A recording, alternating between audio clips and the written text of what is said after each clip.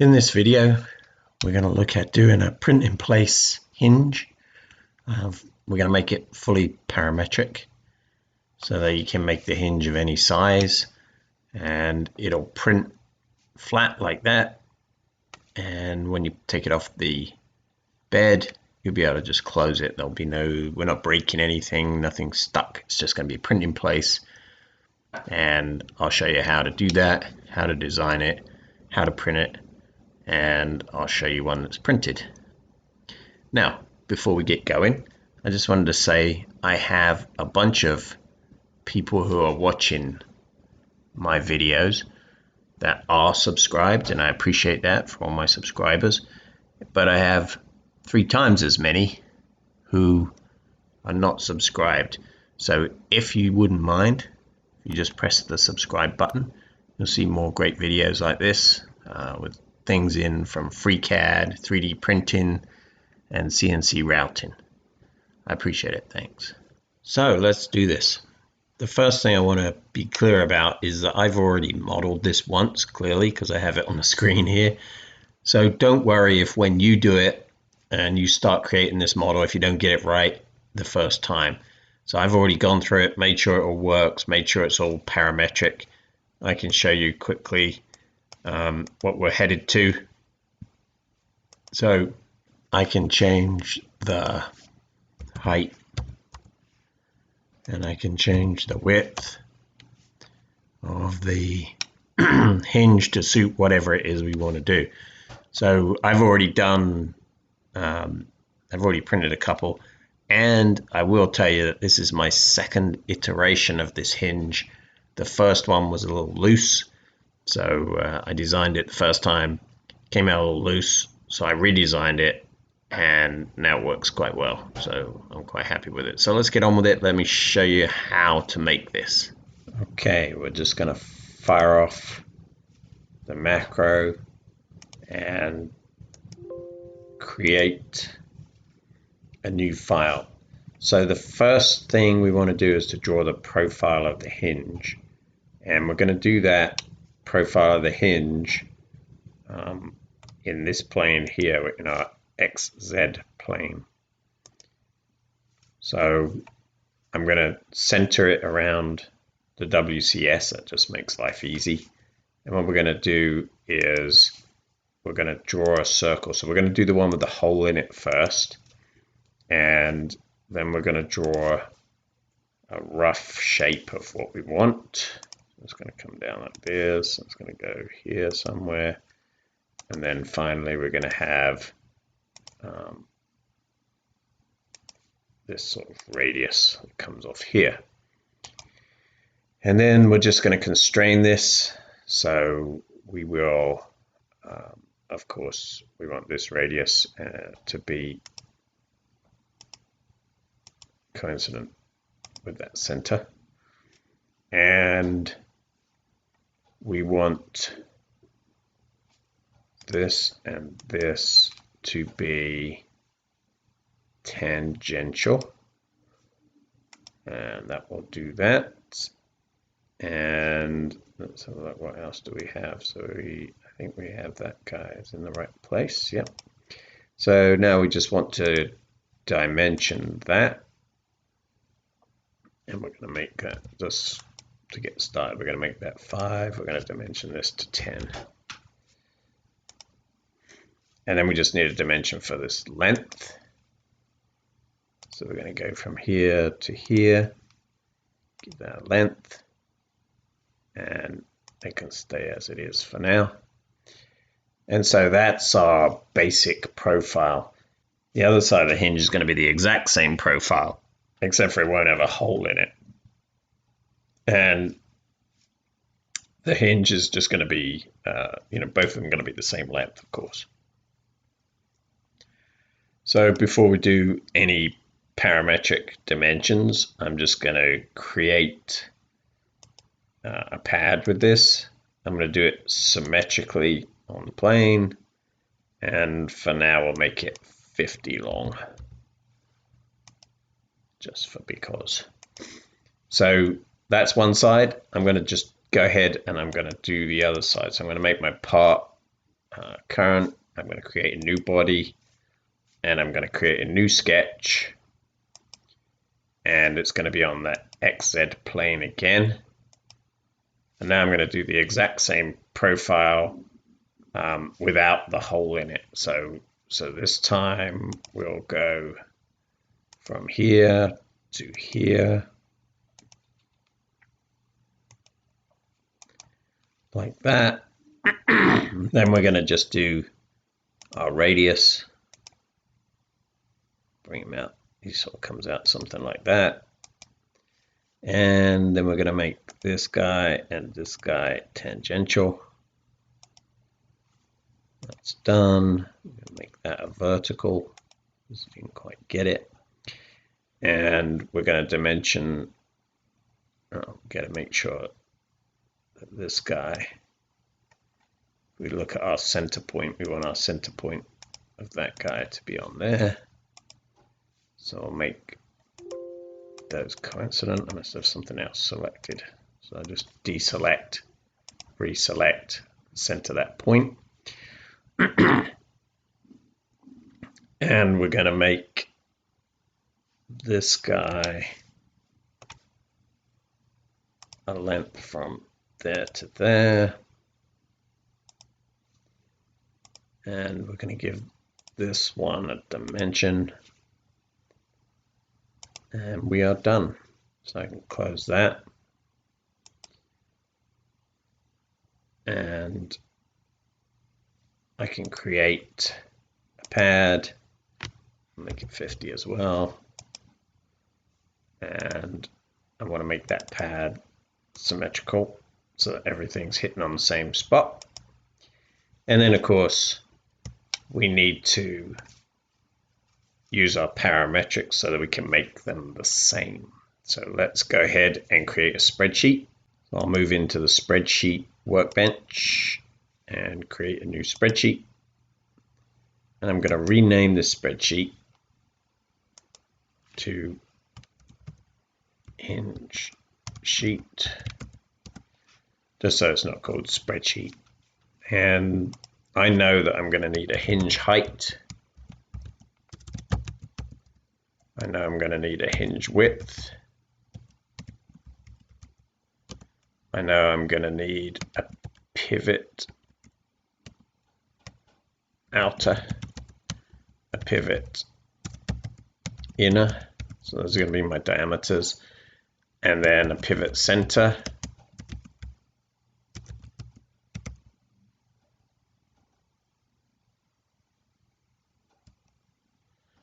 And I know I'm going to want a clasp width, clasp center, and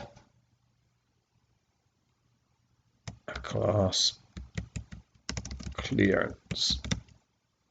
Don't want to space in there. Clearance. And then having done that, I'm going to highlight all of these and use the macro that I showed you before, which is this easy alias. All it does, it creates an alias for this name, for this field right here. So my hinge height to start with can be 50. My hinge width to start with can be 30. My pivot outer is going to be 2 times my pivot inner. So I'm going to make my pivot inner, that's going to be the whole diameter. And then I'm going to make this equal the pivot inner times 2. And then my clasp width is going to be, we'll actually consider these ones later as we move on, because they're going to be calculated. And what I want to do as well is I always put calculated alongside those pieces that are calculated. That way I won't go and change this manually because I know it's calculated. So I like to do that. So let's tile these 2 windows and let's go back to our sketch for the first body and take a look at that guy, and we can see that this should be the pivot outer. So Spreadsheet dot pivot outer. So okay, so that is immediately 10 mil. This guy is going to be my Spreadsheet dot pivot. I'm sorry, Spreadsheet dot hinge width.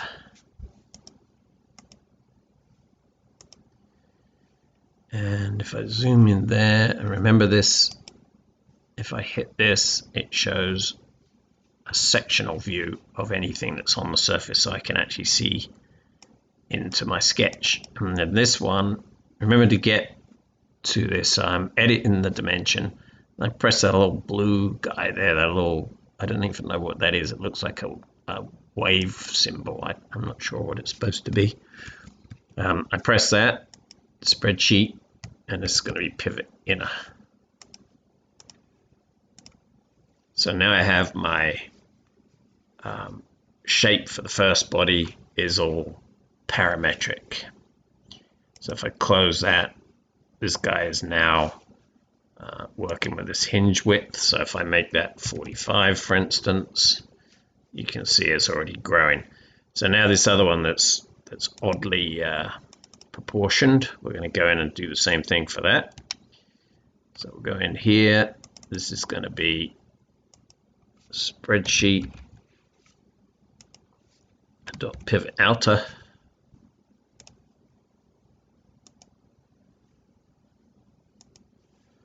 And this guy is going to be Spreadsheet dot hinge width. Hinge width. Okay, and now if I say close, you'll see they're both the same size. It starts to look a bit more the way it should. Gonna make my hinge width back to 30 where it was. Now it looks more proportioned. And of course the hinge height is on this pad, so where the pad length is, we're going to make that Spreadsheet dot hinge height, and we're going to do that for both these pads.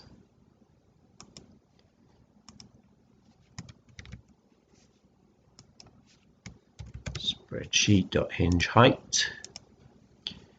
Okay, so now we have a parametric shape. So if I make that 120, everything should go longer.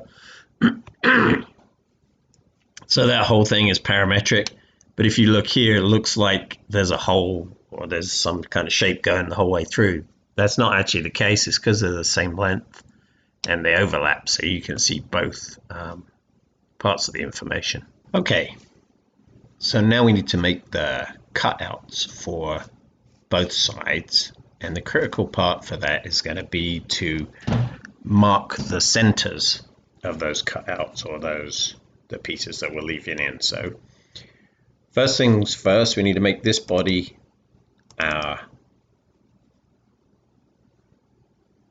active body. So we double click on there, make that the active body, and then we draw a sketch, and this time we're going to go on the XY plane because we're cutting straight through. And then we can drop this down.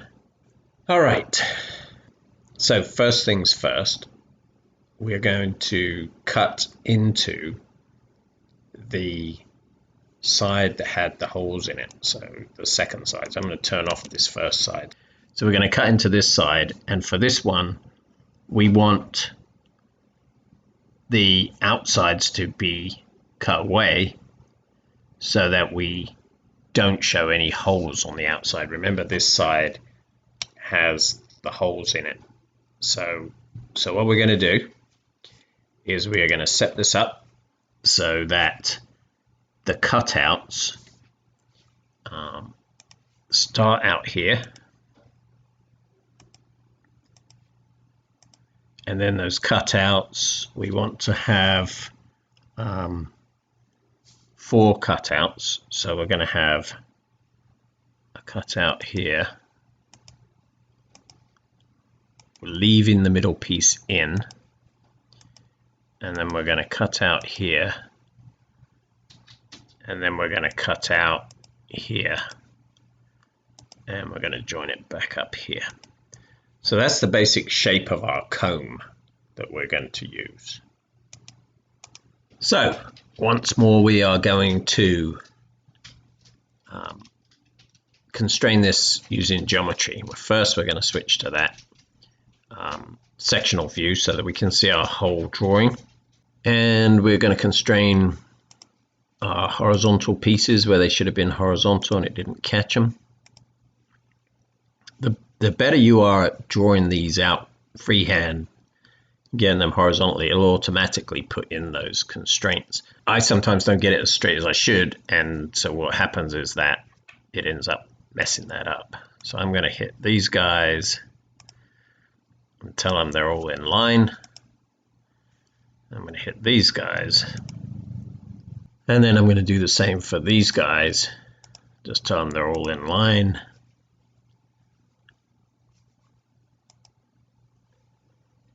And now I want to create some centers. So I'm going to have a center for each of these pieces. So I need to make sure that everything stays central. So in this case, we're going to have a center here and a center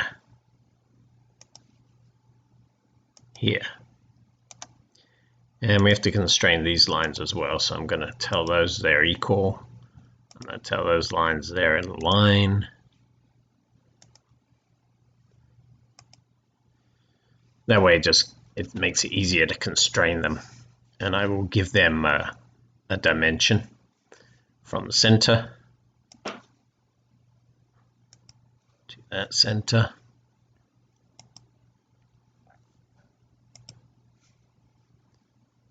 Pull that guy up here, and then I'm going to give a dimension from that center to that center.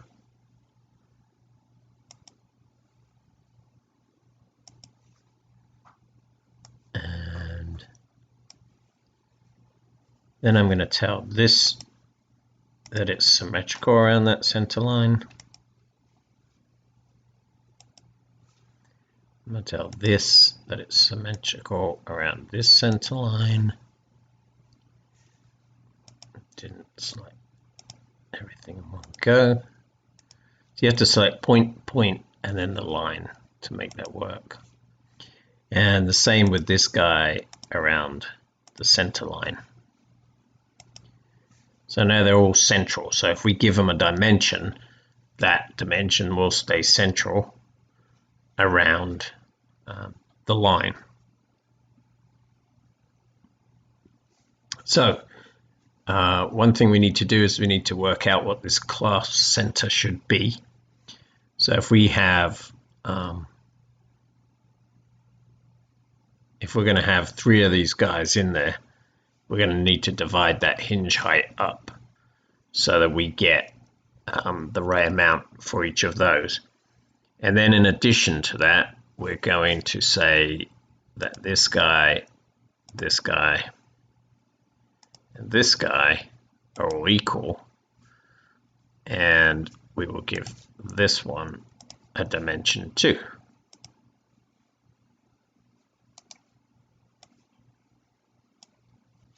So the class width is going to be equal to the hinge height divided by 6, and the clasp center is going to be equal to the hinge height divided by 3.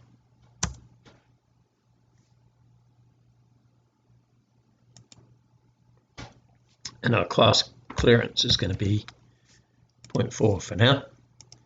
So this is, we're going to say that this and this are calculated, and now we're going to just assign them. So this is going to be clasp center, spreadsheet dot clasp center.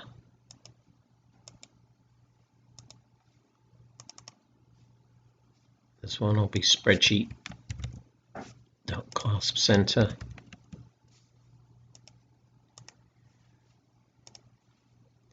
And this one will be equal to spreadsheet dot clasp width. Now, where possible, or actually as a matter of preference, we should do our calculation in the spreadsheet. That way we don't have odd things in our dimensions or our constraints that we're not sure about, because we want to make sure that the calculations are obvious to us. So when we hit here, I can see that what the calculation is. Otherwise, I got to go into each of the dimensions and see what we calculated. So that's all good. And then we need to just finally constrain everything. So we're gonna go in here. We're gonna give this a width, just to be on the safe side. And then we're just going to check where our 6 degrees of freedom are. And we have a point, width. I don't know why that one is not constrained. Let's just check that. It's because we don't have a dimension from there to there, which we should have. And we're going to make that dimension also parametric. It doesn't really need to be, but we're going to, just so that it's always larger than the pivot outer. So we're going to call this pivot outer, and we'll just times that by 2. Of course, I said don't do that, and then I immediately did it. But for this one, honestly, it doesn't matter. It's not really that big of a deal. It's just a matter of keeping these center lines beyond the pivot outer. So where else don't we have? We need a dimension that goes across here, and we also need our dimensions that go from here to here and here from here. So let's go ahead and do those, because they're going to be our clearance. It's going to be a pivot clearance that we create. And in fact, I'm going to change this one to pivot clearance instead of pivot center. And again, that clearance we can create, and I'm going to call that 1 mil for now. So I need a dimension that goes from here, that's our center point, to any one of these, and that's going to be spreadsheet pivot outer divided by 2 plus the pivot clearance. Spreadsheet pivot clearance.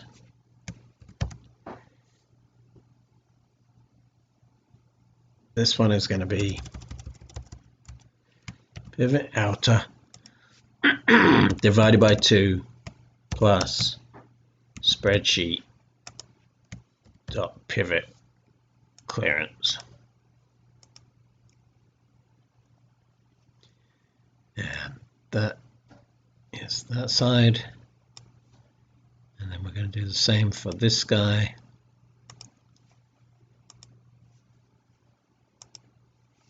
Spreadsheet pivot outer divided by 2 plus spreadsheet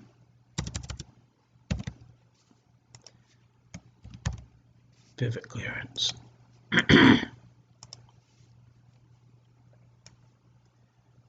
And there we have our clearances done. So finally, we need to have a dimension that goes for this width here. And to do that, we are going to just dimension that width. And we're going to call that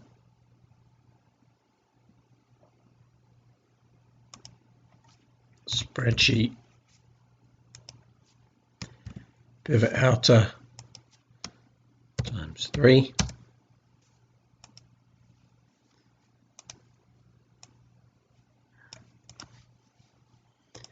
And then finally, we have to have a distance for these. So what we're going to do is we're going to make all of those equal distant. I think we'll be good to go. So that's looking a little bit crowded there. So I just want to close my spreadsheet for a second so we can see.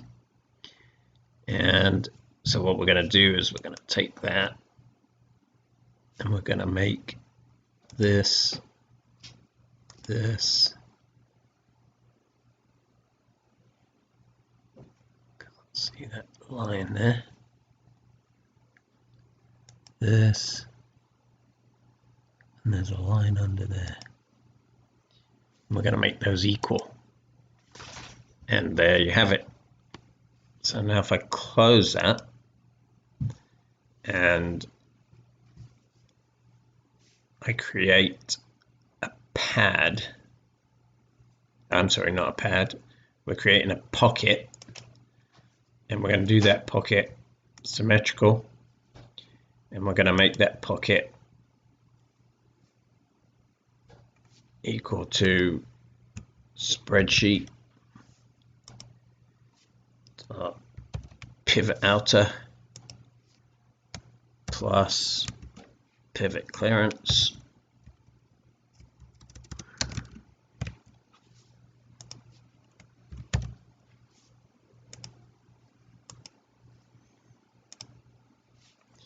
and there you have it. So now we have our hinge and we have 3 pieces there with holes in them ready to accept the other side of the hinge.